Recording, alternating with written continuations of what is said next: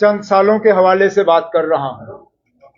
जब जब उनको लगता है कि नेशनल कॉन्फ्रेंस का पलटा भारी है या एस्टैब्लिशमेंट का कैंडिडेट जो है वो इलेक्शन हारने जा रहे हैं, तो किसी न किसी बहाने इलेक्शन को पोस्टपोन करने की कोशिश की जाती है। अगर आप दोस्त याद करें तो 2017 में भी ऐसा ही एक साजिश के तहत अनंतनाग असेंबली हलके के लोगों को जो है डिसएनफ्रेंचाइज किया गया था। उस वक्त बीजेपी और पीडीपी की कोalition हुकूमत के दौरान चीफ मिनिस्टर साहिबा का भाई जो है वो उम्मीदवार था। इलेक्शन हारने के चंद दिन पहले इलेक्शन कमीशन के साथ एक साजिश रचा के अनंतनाग असेंबली हलके के इलेक्शन को जो है लास्ट मोमेंट पे पोस्टपोन किया गया और वो दिन और ये दिन उसके बाद वहां इलेक्शन हुआ नहीं।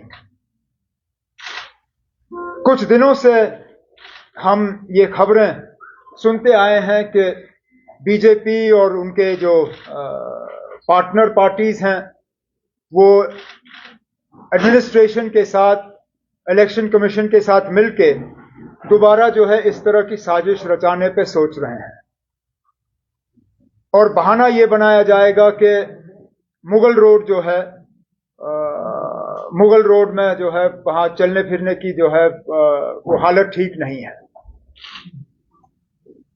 नेशनल कॉन्फ्रेंस के तरफ से मैं इलेक्शन कमीशन को ये अपील हम करें या उन्हें हम वार्न करें कि इस तरह का कदम उनको उठाना नहीं चाहिए।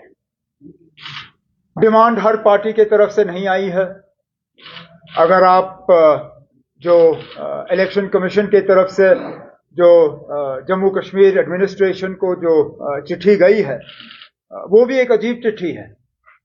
सबसे पहले तो उनमें वो लोग शामिल हैं जो इलेक्शन लड़ भी नहीं रहे। अब मुझे बताइए, पीपल्स कॉन्फ्रेंस का इसमें कोई उम्मीदवार है नहीं, बीजेपी का इसमें कोई उम्मीदवार है नहीं, उनको इस इलेक्शन से क्या लेना देना? क्या वो दोबारा इस बात को साबित कर रहे हैं कि पिछली दरवाजे से वो किसी उम्मीदवार की मदद कर रहे हैं? और जब उनका इस इलेक्शन में कोई उम्मीदवार है नहीं तो उनकी राय को जो है इलेक्शन कमीशन कंसिडर क्यों कर रही है? कल को अगर मैं कोई तमिलनाडु को लेकर चिट्ठी लिखूं या केरला को लेकर चिट्ठी लिखूं या महाराष्ट्र को लेकर चिट्ठी लिखूं तो क्या इलेक्शन कमीशन उसका नोटिस लेगी? तो अगर मेरी चिट्ठियों का इन जगहों पे नोटिस नहीं लिया जाएगा तो साउथ कश्मीर, अनंतनाग, रजौरी की सीट पे उन पार्टियों का जिनका कोई उम्मीदवार नहीं है उसका नोटिस क्यों लिया जा रहा है? और फिर इस लिस्ट को बड़ा चढ़ा के पेश करने के लिए एक पार्टी का दो बार जिक्र होता है, एक पार्टी के सदर के नाम के लिहाज से और उसके बाद सिर्फ पार्टी के लिहाज से। तो अगर आप इन को निकालने का काम करें तो इसमें चंद ही तो नाम बचते हैं। और वैसे भी आज अगर आप देखें रास्ता खुला है, आने जाने में कोई रुकावट नहीं है।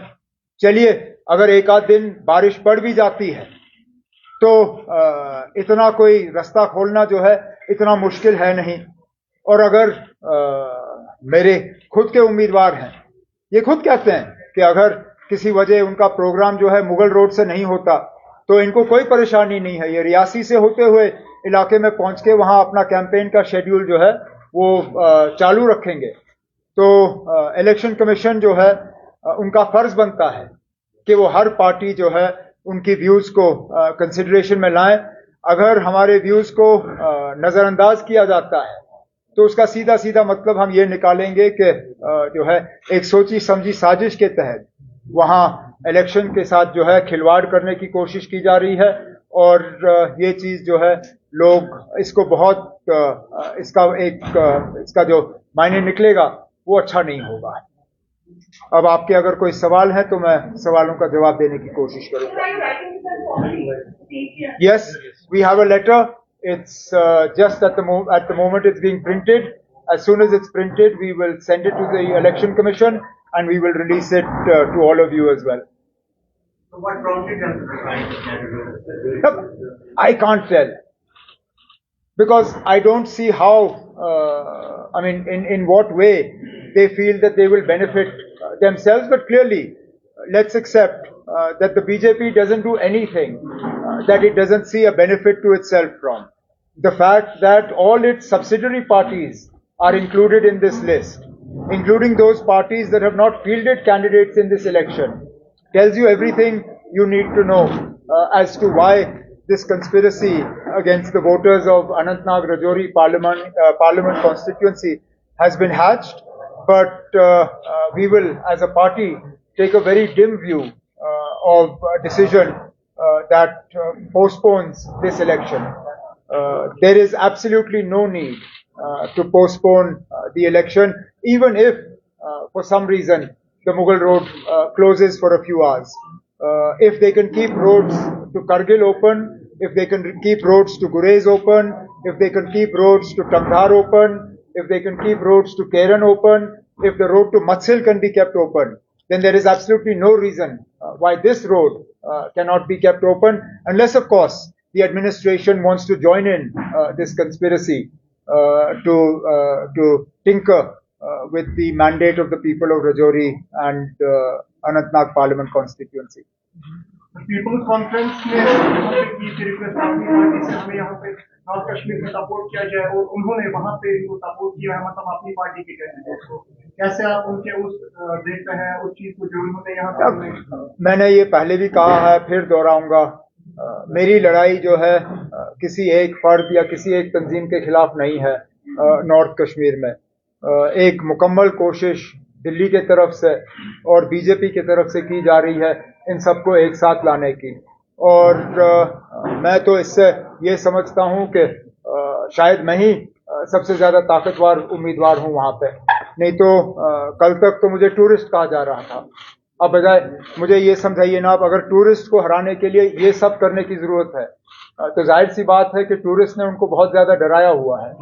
और काश मैंने हिम्मत करके वहां कागज भरे, काश सजाद लोन साहब ने हिम्मत करके श्रीनगर में कागज भरे होते, हम भी देखते टूरिस्ट कौन है। वो सब एक चिट्ठी खाली गई है इन पार्टी की तरफ से इलेक्शन कमीशन को, तो इलेक्शन कमीशन ने रिपोर्ट मांगी। क्या आपको डर है कि चुनाव पोस्टपोन होंगे? ना, ये इस तरह का जो हम देखते हैं ये पहली बार नहीं हो रहा है।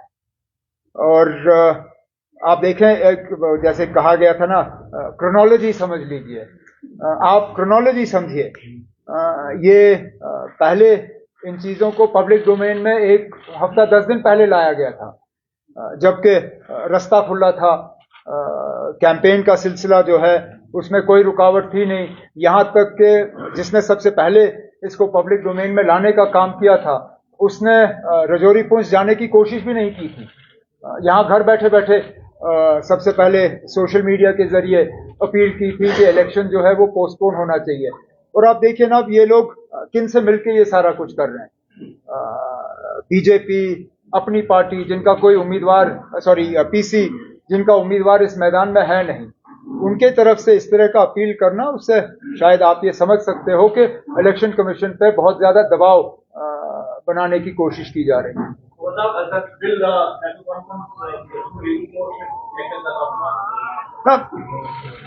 Obviously all options are open to us.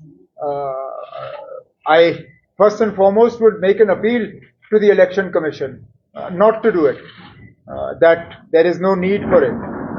There is absolutely no need. If anything, the election commission should issue a directive to the J&K administration to ensure that the road is kept open. That's all the election commission needs to do.